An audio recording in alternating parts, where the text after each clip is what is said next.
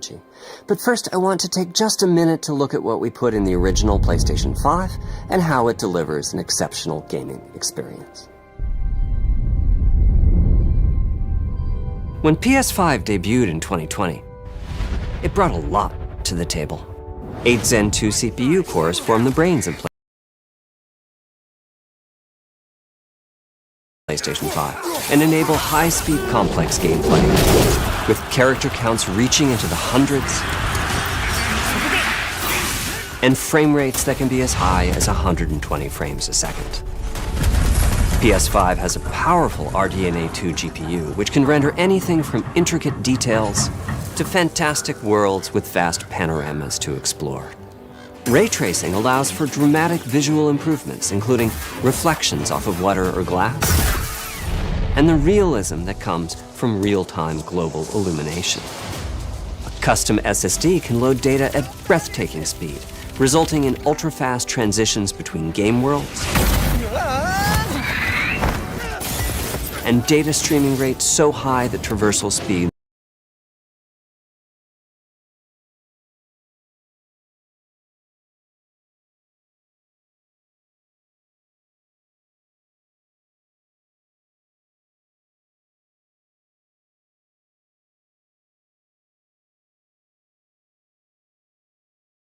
are essentially unlimited. You okay? I'm working on it! Tempest 3D audio tech brings an unparalleled sense of immersion to the sound of the games.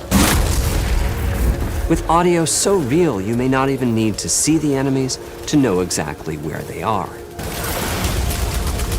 Finally, the DualSense controller has haptics that let you feel through your hands what your character is experiencing inside of the game. It's wonderful to see such variety and richness of game experiences. Creators have made amazing use of the hardware capabilities, but when I talk to them, I do hear about their desire for more graphics performance. The dreams of the developers are bigger than can be supported at 60 frames per second, and that leads to an aspect of modern gaming that we're all familiar with: graphics modes. It can be a difficult choice for players. Fidelity modes emphasize the visuals, typically through higher resolution rendering. These modes might also have enhanced detail or use more ray tracing. But the games only run at 30 frames per second. The visuals can be choppier and the controls less responsive. Performance modes emphasize frame rate and interactivity, typically choosing to run at 60 frames per second,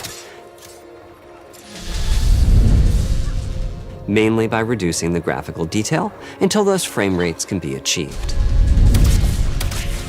When asked to decide on a mode, players are choosing performance about 3/4 of the time. Removing that decision, or at least narrowing that divide, is one of the key targets for PlayStation 5 Pro. We want to give players the graphics that the game creators aspire to, at the high frame rates that players typically prefer. To do that, PS5 Pro substantially improves over PlayStation 5 in 3 ways. Here's what we call the Big 3. First, we made the GPU much larger and increased the speed of the memory it uses.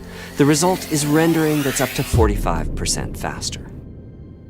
Second, we made major upgrades to the ray tracing, taking a streamlined and accelerated approach that allows calculation of the rays at double or even triple the speeds of PlayStation 5. And finally, we added custom hardware for machine learning and an AI library called PlayStation Spectral Super Resolution, or PSSR for short. PSSR analyzes the game images pixel by pixel and can add an extraordinary amount of detail, which boosts the effective resolution of the games.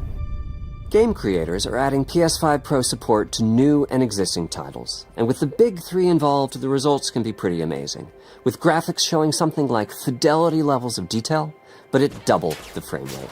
Here's The Last of Us Part 2 running on PS5 Pro. It has huge amounts of detail and targets a super smooth 60 frames per second. Let's compare this to the fidelity mode on PS5, which is only running at 30 frames per second and is therefore much choppier. Don't stop! We gotta lose.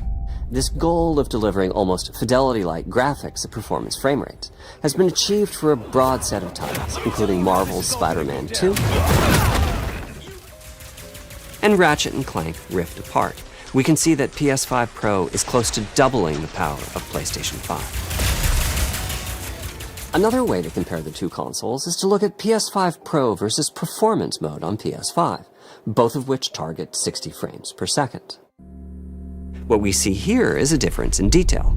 PS5 Pro is much sharper and crisper than PS5. For this, my favorite is the parade scene from Ratchet & Clank. Distant details are much clearer. And here we can see Marvel's Spider-Man 2 is noticeably higher resolution throughout the scene, including the trees and procedural cars. So overall, some remarkable improvement to the games. On PS5 Pro, we can see increased sharpness to the graphics or smoother and more responsive gameplay. This is the big three showing their value. As you've been seeing, machine learning via the PSSR library is being used quite broadly to add pixel detail and boost frame rate. But there are as many approaches as there are game engines. The increase in raw GPU power is being especially effective for Horizon Forbidden West. Apart from the detail boost, that extra graphics power is allowing for improvements to lighting and visual effects, as well as to the hair and the skin in cinematics. Open up, guys. Jorv's orders. Good enough for me. Ray tracing is finding broad usage as well, particularly when the games are focused on higher frame rates. The faster hardware in PS5 Pro can make a real difference. Allowing Gran Turismo 7 to add ray-traced reflections between the cars in gameplay, while continuing to support their targeted 60 frames per second. That boost in ray tracing is also delivering big wins for Hogwarts Legacy, allowing not only for better reflections and a greater variety of reflective surfaces, but also for further realism in the casting of shadows. I hope you've enjoyed this run-through of the technology behind PlayStation 5 Pro. Simply put, it's the most powerful console we've ever built, and a worthy addition to the PS5 family. Let me wrap this up by giving you a quick look at a number of games running on the new console.